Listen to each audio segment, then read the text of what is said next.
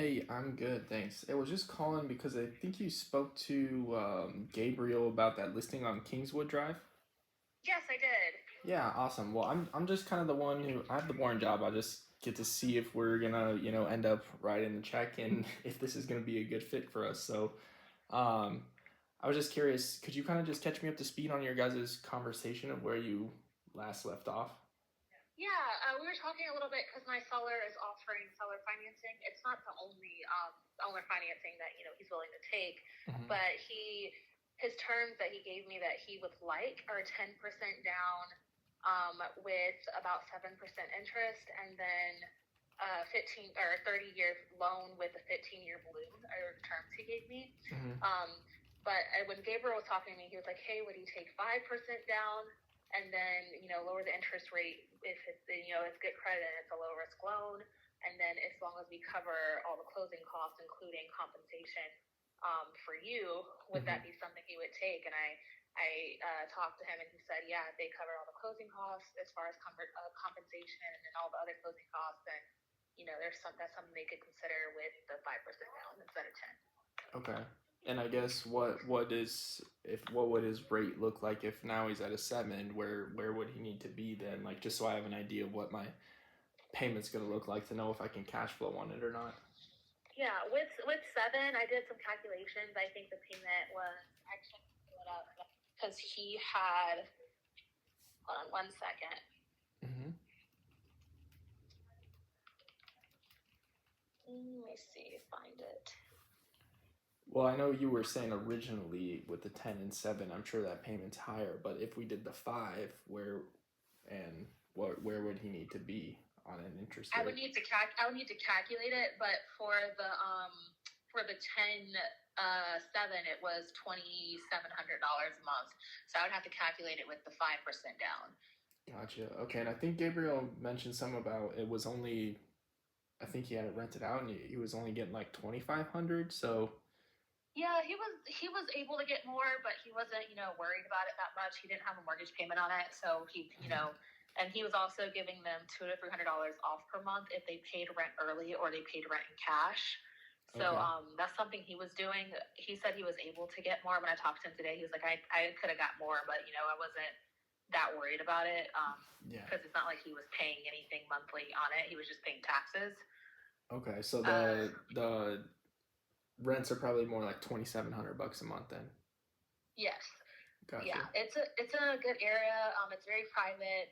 It's on a 2.8 acre lot. It's got plenty of parking, 4 car garage, a partial unfinished basement. So it's definitely really good for renting out, because it does have 2 bedrooms on one side and two on the other. So if you wanted to rent out and have separate spaces for, like, if you wanted to rent it to nurses or something like that, Hmm. you could probably rent each one for like 1,500 or something like that, and give that extra space Got it. to get more income off of it.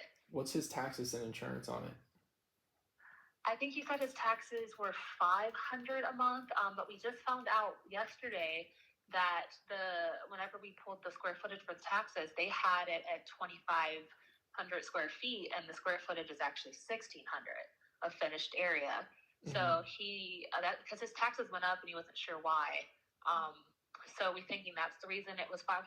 We think it should be lower, but we've got to get more details on that. Okay. And what about insurance? Insurance, I'd have to check with them. I'm not 100% sure. Okay. I guess I'm just trying to figure this out because I already am seeing if I'm at you know 27 just on the regular payment plus Mm-hmm. 500 a month. I mean, just in taxes, that puts me at 32. And if it's only making 27, Yeah, that doesn't make any sense. From, I mean, I'm, exactly. That's why when I brought it up to him about an investor renting it out, he was saying the same thing. He's like, I don't know how much cash flow there would be for an investor. Um, so that is something that he mentioned because of renting it out and everything, mhm. and especially with the interest rate. But he was open to the possibility if all closing costs was paid and he could lower the interest rate and stuff like that. Yeah, I mean, I would definitely, cover all the closing costs, and I'm happy to pay, the 450 that he's asking or whatever. Like that's all fine. We just need, little has to to be make a sure you're win-win getting for everybody, you know? Like yeah, I can get absolutely. You him want to his make sure it's a price. profit for you. Yeah, exactly. Yeah. Um, okay, well, when do you think that you'll be able to maybe talk with him to kind of see what that would be? And obviously, so we would need to know the insurance so we could kind of get a rough idea. I know taxes are going to go Yeah. up when I buy it as well, but I can call him this evening and see, if because he did say it doesn't have to be a 7% interest. It was just really the reason his interest was so high is because he wanted to make sure that if it was a high risk loan, because he's had tenants there before that have trashed the place, and he had to do a bunch of repairs and get it, because he's maintained the property very well, and so he was worried about because he's doing seller financing, getting someone in there that purchases the property, them defaulting on the loan, and then him taking the property back, but it's no longer in good condition. right. So that was his biggest concern, and that's why his interest rate was so high. So I could definitely talk to him and be like, hey, we've got an investor. Would you take a lower interest rate so that way their cash flow is a little bit better, but they cover all your closing costs and give you a full price offer? Yeah. I could definitely talk to him about that and see if he's open to that. Okay. Yeah, and I'm sure. But yeah, that was. Go ahead. Sorry. Oh yeah, no, I'm sure. Obviously, it. If you tell them like, hey, look, if we're at 7%, it's 27 plus the 500. Like, I just need to make, some money there. That's all. Yeah, absolutely. So I'm sure he understands that and would kind of be able to play with the numbers to see what, like, hey, okay, here he would make maybe, I don't know, 200, $300 a month, right? And I'd be okay with whatever this payment is that he comes up with at that rate. Like I don't even know, if 4% would make sense or how that would work, or I'm not even sure yet. But he could play around with that and kind of let me know what would make sense for him. Okay, absolutely. I'll have a conversation with him either this evening or tomorrow, and get back to you. And what's your name? My name is Ryan. Ryan. All right, Yep. Perfect. And this is a good number to reach you at? Yep, this is my cell phone. All right, sounds good. I'll talk to him this evening, and if he doesn't answer, I'll talk to him tomorrow. He's traveling today. Okay, perfect. If I guess I don't hear back from you, I'll just check back tomorrow. Is tomorrow evening, or what time do you think that I should get back with you? Tomorrow in the morning would probably be better.